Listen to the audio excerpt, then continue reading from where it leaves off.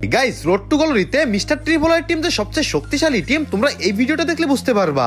এখানে সবার লাস্ট জোনে মিস্টার ট্রিপলার, যারা গেমিং এবং গ্রন্থ অফিসিয়াল আছে। গাইস দেখো গাইস, এখানে বেলেট কি পরিমাণ ফায়ার পাওয়ার এবং কি পরিমাণ আইকিউ।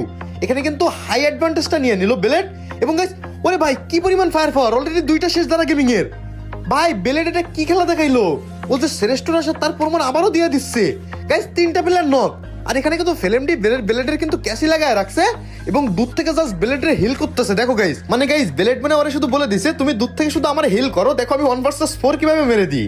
তো গাইস এখানে কিন্তু যারা গেমিং এর লাস্ট একটা প্লেয়ার বাকি আছে, আর এই প্লেয়ারটা যখন দুরন্ত অফিসিয়ালের কাছে থার্ড পার্টি খাবে তখনই দেখো গাইস এখানে কিন্তু ফিল্মটি মুভ করা শুরু করবে। এই যে দেখো গাইস ফিল্মটি কিন্তু মুভ করা শুরু করছে। এখন গাইস 4 vs 4 ফাইট, এখানে কুট্টুস নক। দেখো গাইস বেলেট কত সুন্দর টিম কম্বিনেশনে কুট্টুসের রিভাইভ দিয়ে দিল, কারণ একটা প্লেয়ার বেঁচে থাকলে। এই দেখো গাইস এই যে রিভাইভ দিছে না, কুট্টুস কিন্তু একটা নক নিয়ে দিচ্ছে এবং ফুললি ফায়ার পাওয়ার দিচ্ছে। আর ও সাইডে বেলেট কিন্তু বেলেটের কাজটা করে দিচ্ছে। বেলেট দেখো একের পর কয়েক করতেছে।